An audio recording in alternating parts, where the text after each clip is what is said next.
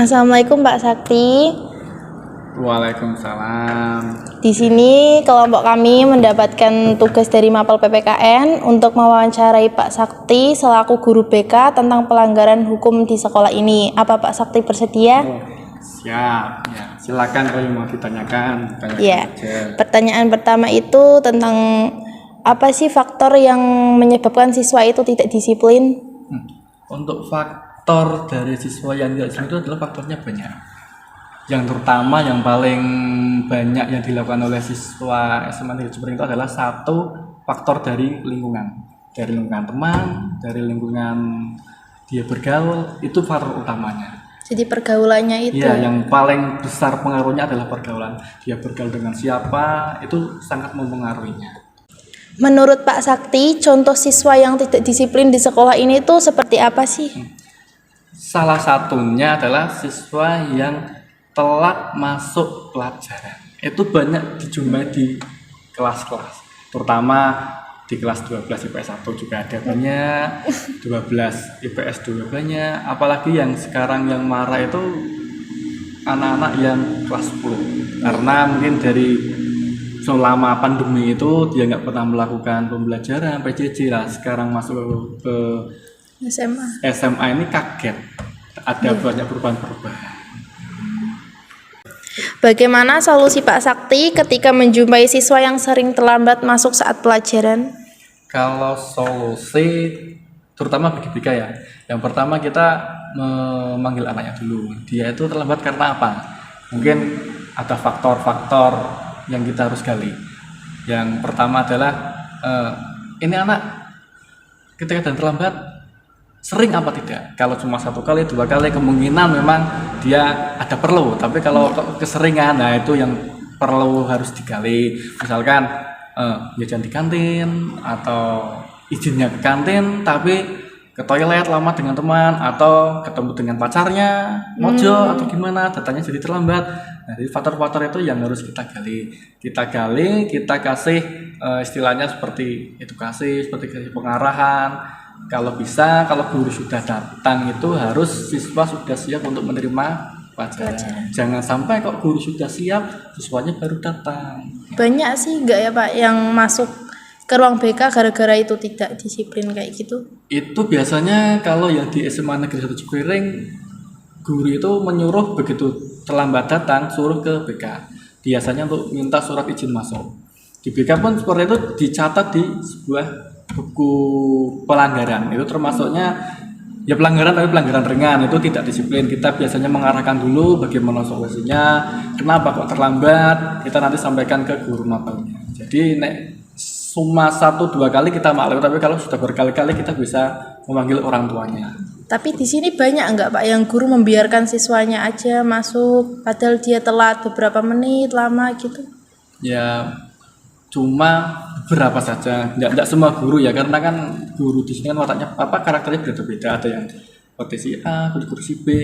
Ya kalau Pak Sakti perhatikan cuma 1-2 guru saja, yang lain sudah baik semua, sudah arahnya sudah untuk pembinaan. Kadang dibina dulu sama gurunya, langsung dia suruh masuk, jadi tidak cuma ayo masuk, tidak, pasti dibina dulu, dikasih tahu dulu kenapa kok terlambat, bisa seperti itu.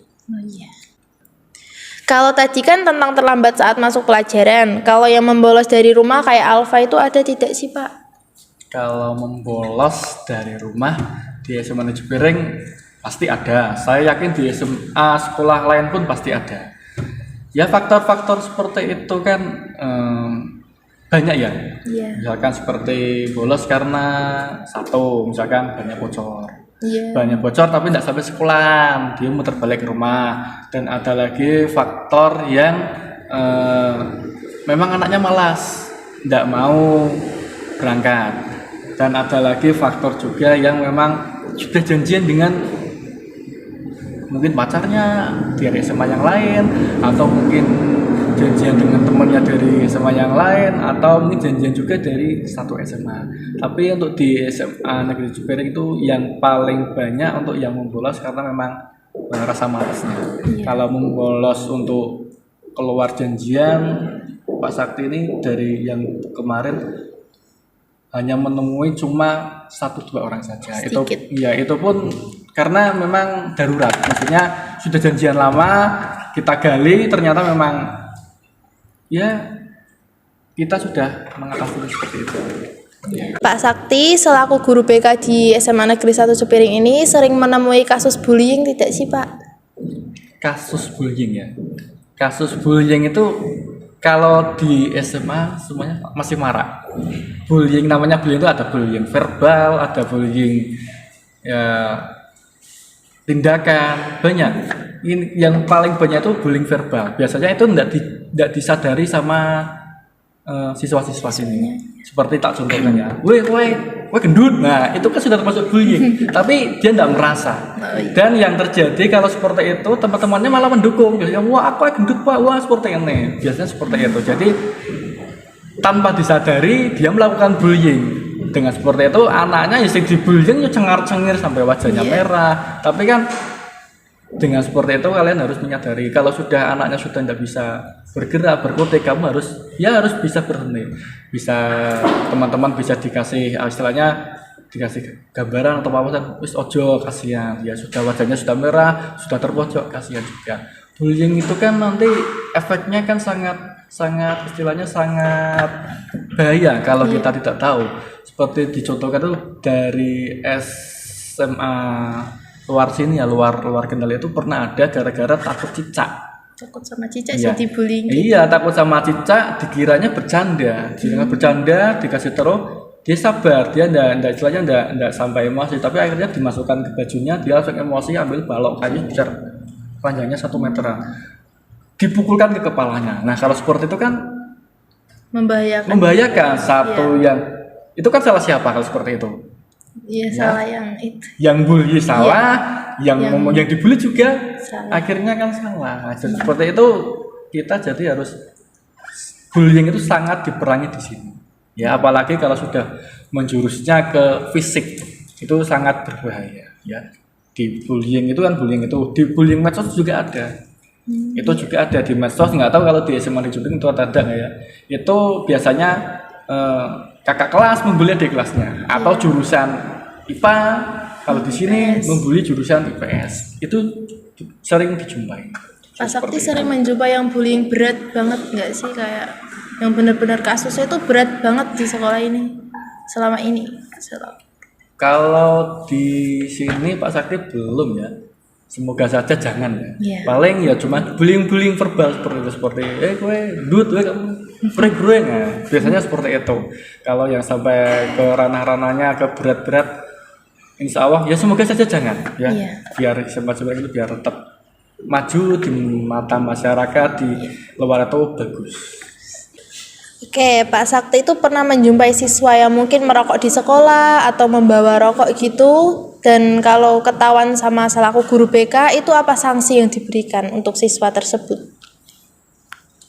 Merokok di sekolah baru kemarin Pak Sakti dengan tim BK menjumpai siswa yang merokok di toilet. Satu, menjumpai anak yang merokok di belakang kantin pernah. Terus yang terbaru membawa rokok ketika kemarin tim dari STP 2K Kesiswaan BK itu mengadakan razia dadakan, juga menjumpai ya. Yang pertama adalah yang Pak Sakti menjumpai di toilet itu ketika Pak Sakti sama Pak Heri biasa. Kalau BK kan kadang kita keliling, kita kelilingnya cross-check siswa yang keluyuran atau apa, bajunya yang kurang rapi, kita cross-check. Kok pas itu di toilet ada 3 anak. Pak Sakti sama Pak Heri curiga, lah ini kok dari tadi kok nggak keluar. Terus Pak Sakti bilang yang di situ, Pak itu ada anak yang Pak itu dari tadi Pak nggak keluar. Saya tunggu dengan Pak Heri, akhirnya keluar kok baunya rokok, terus saya tarik ketika kemarin. Sudah berapa bulan ya? Sudah sekiranya 2 bulanan kita panggil ke BK. Kalau BK itu tidak mensanksi ya. Kita tegaskan lagi, kalau BK itu tidak memberikan sanksi, kita ke arahnya ke pembinaan. Edukasi gitu. Ya, kalau arahnya sudah ke sanksi itu biasanya kita sudah naik ke kesiswaan. Yang memberikan sanksi 1, sanksi 2, atau sanksi apa itu kesiswaan. Tapi kalau masalah BK ketika ada yang melakukan pelanggaran, yang pertama adalah kita dibina dulu. bisa tidak dibina? Ya kita bina dulu, kita arahkan. Kalau nggak bisa dibina, kita naik ke siswa. Ini bagaimana? Arahnya mau kemana? Berat apa tidak? Biasanya seperti itu. Biasanya kalau sudah seperti itu kita panggil orang tuanya.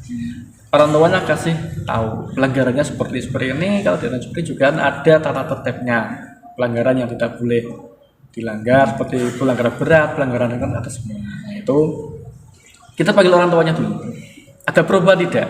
Terus tahap kedua, jika masih mengulangi lagi, itu membuat surat pernyataan bermaterai. Dan seperti itu. Kalau sudah tahapan sampai ketiga kali, kalau memang anak itu sudah tidak bisa tidak bisa dibina, sikapnya masih istilahnya melanggar peraturan atau tertib, ya kita kembalikan ke orang tua.